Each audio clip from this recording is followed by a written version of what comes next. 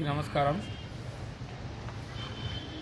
ఏదైతే మొన్న పార్లమెంట్ సాక్షిగా కేంద్ర హోంమంత్రి అమిత్ షా గారు మాట్లాడినటువంటి మాటలను మేము తీవ్రంగా ఖండిస్తూ ఉన్నాం. ఏదైతే భారత రాజ్యాంగాన్ని రాసినటువంటి గొప్ప వ్యక్తి, భారత రాజ్యాంగానికి మూలం, అదేవిధంగా ఈ దేశానికి దిక్సూచి, ఈ దేశ భూగోళ మొత్తంలోనే ప్రతి ఒక్క మనిషికి స్వేచ్ఛ, సమానత్వం, ఈ దేశంలో ప్రతి ఒక్క జీవికి బతికే హక్కు, మాట్లాడే హక్కు, తిరిగే హక్కు, స్వేచ్ఛ అన్నీ కల్పించినటువంటి డాక్టర్ బాబాసాహెబ్ అంబేద్కర్ గారి గురించి కేంద్ర హోంమంత్రి స్థాయిలో ఉండి కూడా ఆయన బాబాసాహెబ్ అంబేద్కర్కు కించపరిచే విధంగా మాట్లాడినటువంటి మాటలకు మేము తీవ్రంగా ఖండిస్తూ ఉన్నాం. ఆయన బేషరతుగా క్షమాపణలు చెప్పి పార్లమెంట్ సాక్షిగా ఆయన నిజంగా ఈరోజు అమిత్ షా గారు పార్లమెంట్లో ఉన్నారంటే, ఒక ఎంపీగా గెలిచిరంటే కారణం డాక్టర్ బాబాసాహెబ్ అంబేద్కర్ ఇచ్చినటువంటి ఓటు హక్కు, అదేవిధంగా అంబేద్కర్ ఇచ్చినటువంటి రాజ్యాంగం ద్వారానే ఇవాళ ఆయన ఎన్నుకోబడ్డాడు. ఈరోజు మీరు అంటా ఉన్నారు, నిజంగా మీరు అంబేద్కర్ గారిని స్మరించే ముందు ఇంకా మీరు భగవాన్కి నామ్ లేకే మీరు దేవుని ఒకవేళ స్మరించుకుంటే మీకు 7 సమయంలో ఇది అవుతుంది అనుకో. కానీ నిజంగా అంబేద్కర్ గారు చేసినటువంటి కృషి, అంబేద్కర్ గారు చెప్పినటువంటి ఏదైతే మాటలనే ఒకసారి మీరు చూడండి. ఆయన ప్రతి జీవి కూడా స్వేచ్ఛగా బతకాలని కోరుకున్నాడు. ఆయన ప్రతి మనిషి కూడా స్వేచ్ఛగా ఉండాలని కోరుకున్నాడు. ఈ దేశంలో ప్రతి ఒక్క మనిషికి స్వేచ్ఛ, సమానత్వం, హక్కులు, అధికారాలు కల్పించిండు. అందే అంబేద్కర్ గారు ఈ దేశం కాదు ప్రపంచ దేశాలు కూడా అంబేద్కర్ని గొప్పగా కొలుస్తూ ఉన్నాయి. అంబేద్కర్ గారిని కొలంబియా యూనివర్సిటీ, ఏదైతే అమెరికా కానీ, లండన్ కానీ, ఏ దేశాలు చూసుకున్నా ఆయనని ఈరోజు బొమ్మలు పెట్టి కొలిసే పరిస్థితి ఉంది. ఈ అంబేద్కర్ గారు మన దేశాన్ని విడిచి, మన సమాజాన్ని విడిచి 75 సంవత్సరాలు అవుతా ఉన్నా కానీ అంబేద్కర్ గారిని ఇప్పటికీ ఎందుకు గుర్తుంచుకున్నారంటే ఆయన చేసినటువంటి కృషి చాలా పెద్దది. ఈ దేశానికి ముఖ చిత్రం అంబేద్కర్ లేకుంటే ఈ దేశాన్ని ఊహించుకోలేం. కాబట్టి అంబేద్కర్ గారి గురించి మాట్లాడే అర్హత బీజేపీ పార్టీకి లేదు. బీజేపీ పార్టీ నిజంగా అంబేద్కర్ గారిని గౌరవించినాం, ఒకవేళ నిజంగా ఈ దేశాన్ని, రాజ్యాంగాన్ని మేము గౌరవిస్తున్నాం అంటే మీరు అంబేద్కర్ గారిని మేము గౌరవిస్తున్నామని చెప్తున్నారు కదా, మరి అమిత్ షా గారు వెంటనే ఆ పదవికి రాజీనామా చేసి బేషరతుగా క్షమాపణలు చెప్పాలని చెప్పేసి డిమాండ్ చేస్తా ఉన్నాం.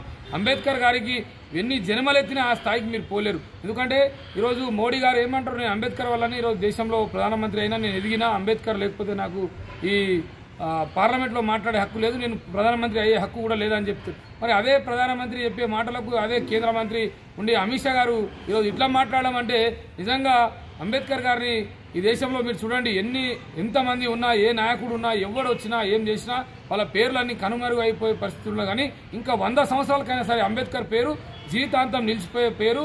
అంబేద్కర్ అంటేనే ఒక వ్యక్తి కాదు, ఆయన ఒక శక్తి అని చెప్పేసి తెలియజేస్తా ఉన్నాం. కాబట్టి అమిత్ షా గారు ఆయన క్షమాపణలు చెప్పాలి. అదేవిధంగా తెలంగాణ రాష్ట్రంలో తెలంగాణ అసెంబ్లీ సాక్షిగా నిన్న హరీష్ రావు గారు ఒక దళిత స్పీకర్ని కావాలని చెప్పేసి, అక్కడ దళితులను ఒక స్పీకర్ ఉన్నాడని చెప్పేసి అక్కడ ఉన్నటువంటి అసెంబ్లీని గందరగోళం సృష్టించి, అదే ఉద్యమ సమయంలోనే ఆయన గందరగోళం సృష్టించి అగ్గిపేట తీసుకుపోయి నేను చచ్చిపోతున్నా అని చెప్పేసి ఆ రోజు డ్రామాలాడి ఈరోజు కూడా కావాలని చెప్పేసి ఇతర ఎమ్మెల్యేలను ఈరోజు రెచ్చగొడతారు. అదే ఈరోజు కాంగ్రెస్ పార్టీ కాబట్టి స్వేచ్ఛ, సమానత్వం, అదేవిధంగా మాట్లాడే హక్కు ఇచ్చింది కాబట్టి కాంగ్రెస్ పార్టీ ఊకుంది. అదే టీఆర్ఎస్ వాళ్ళు గతంలో సంపత్ కుమార్ కానీ, కోమటిరెడ్డి కానీ ఆ రోజు మాట్లాడితే వాళ్ళని సస్పెండ్ చేసి, మరి ఇలా హరీష్ రావుని కూడా ఖచ్చితంగా అసెంబ్లీలో సస్పెండ్ చేయాలి. ఎందుకంటే ఆయన సభ్యత్వాన్ని, ఎమ్మెల్యే సభ్యత్వాన్ని కూడా రద్దు చేయాలని చెప్పి మేము డిమాండ్ చేస్తా ఉన్నాం. ఎందుకంటే ప్రజాస్వామ్యం ఉన్నప్పుడు అందరినీ గౌరవించాలి. కావాలని చెప్పేసి ఏదో చిన్నచూపు చూసి ఇలా దళితులు స్పీకర్ కావద్దు, దళితులు ముఖ్యమంత్రి కావద్దనే ఆలోచన ఇంకా దురహంకారం పోలే. టీఆర్ఎస్ పార్టీకి, బీఆర్ఎస్ పార్టీకి ఇప్పటికే కేటీఆర్, హరీష్ రావుకు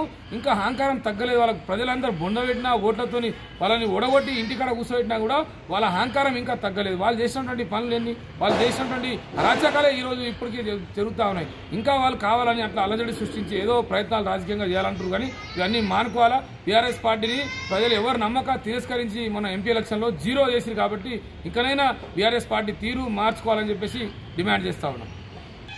100% పాటించాలని మేము అంటున్నాం. ఇప్పుడు అంబేద్కర్ రాసినటువంటి రాజ్యాంగాన్ని ఈ దేశం మొత్తం కూడా పాటించాలా. సవరణ చేసిరు, ఇప్పటికే 2-3 సార్లు సవరణ చేయొచ్చు. కానీ ఆ రాజ్యాంగాన్ని ఇలా అడ్డు పెట్టుకొని చాలామంది ఈ రాజ్యాంగ వ్యతిరేకులు ఎవరైతే మాట్లాడుతారో ఈరోజు రాజ్యాంగం లేకపోతే దేశం ముఖ చిత్రం ఎక్కడుంది, రాజ్యాంగం లేకపోతే ఎక్కడ ఏ వ్యవస్థ గురించి మాట్లాడతారు. ఇప్పుడు ఐఏఎస్ ఐపీఎస్ ఉండని, మీడియా ఉండని, లేదంటే ఇటు డెమోక్రసీ అన్నీ కూడా ఏ వ్యవస్థ తీసుకున్నా రాజ్యాంగం లేకపోతే ఏ వ్యవస్థ కూడా లేదు కదా.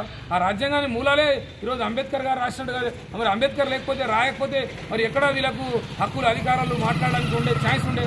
మరి ఓటు హక్కు ఆ రోజు అదే అంబేద్కర్ ఒకవేళ రాజ్యాంగం రాకపోతే ఓటు హక్కు ఆ రోజు ఏం చెప్పారు, ఏమని ఒక భూమి ఉన్నోనికో లేదంటే ధనికులకు ఓటు హక్కు ఇవ్వాలన్న. కానీ అంబేద్కర్ అందరికీ సమానంగా మహిళలకు పురుషులకు సమానం ఇవ్వాలని చెప్పింది కదా. ఆ రాజ్యాంగం ఖచ్చితంగా అమలు చేయాలని మేము అంటున్నాం. ఆల్రెడీ చేస్తా ఉన్నాం, నడుస్తుంది. ఒకవేళ అమలు చేయడం రాజ్యాంగాన్ని తీసేస్తా అని చెప్పి బీజేపీ విధానం. అది తీసేస్తే ఖచ్చితంగా పెద్ద మరో ఉద్యమం, మరో ప్రపంచ ఉద్యమం లాగా దేశంలో ఉద్యమాలు కూడా పెద్ద ఎత్తున ఊహిస్తూ అంబేద్కర్ గారు చెప్పినటువంటి ఆయన కలలు కన్నాడు. నిజంగా ఆ కళలను సాకారం చేయాలని చెప్పేసి అంటారు. కానీ అదే రాజ్యాంగం ఇప్పుడు మేము అదే అంటున్నాం. మోడీ గారు ఏం చెప్పిన రాజ్యాంగ నేను ప్రమాణ స్వీకారం చేసినప్పుడు నేను రాజ్యాంగం సాక్షిగా అని చెప్పేసి అంటా ఉన్నారు. మరి అదే రాజ్యాంగ సాక్షిగా వాళ్ళు ఏం చేస్తూ ఉన్నారు?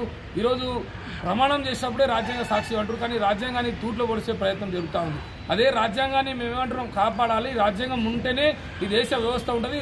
రాజ్యాంగం ఉంటేనే ప్రతి పేదవాడికి సంక్షేమ పథకాలు కానీ లేదంటే రాజ్యాంగం ఉన్నటువంటి హక్కులు కానీ వాళ్ళకి ఏ వ్యవస్థలో ఉన్న హక్కులు అధికారం వాళ్ళకి లభిస్తాయి. ఒకవేళ రాజ్యాంగం లేకపోతే ఆ ఇంప్లిమెంట్ చేయాలా, ఖచ్చితంగా జరగాలని మేము అంటున్నాం. కానీ ఆ రాజ్యాంగాన్ని వాళ్ళు తూట్లు పడిచి ఇప్పుడు రాజ్యాంగాన్ని ఎట్లా తూట్లు పడుతున్నారంటే ఇప్పుడు నిజంగా ఒక పార్టీకి ఓట్లు వేస్తారు. ఈరోజు కాంగ్రెస్ బీజేపీ ఏ పార్టీకైనా చూడండి. కానీ ఇప్పుడు మహారాష్ట్రలో ఏం చేసి వీళ్ళు కాంగ్రెస్కి జనాలు ఓటేస్తే వీళ్ళు ఏం చేసి రాత్రి రాజ్యాంగాన్ని మార్చినట్టు ఎమ్మెల్యేలను కొనుక్కురు, మార్చిర్రు, ఎమ్మెల్యే ముఖ్యమంత్రిని కూడా మార్చేస్తారు. అంటే రాజ్యాంగం యొక్క స్ఫూర్తిని విరుద్ధంగా వీళ్ళు పనిచేస్తూ ఉన్నారని మేము అంటున్నాము.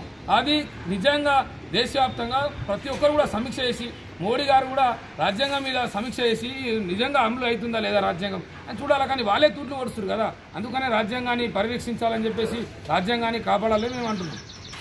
Hi, this is Swati Dikshit. Please subscribe to SKS Fly TV.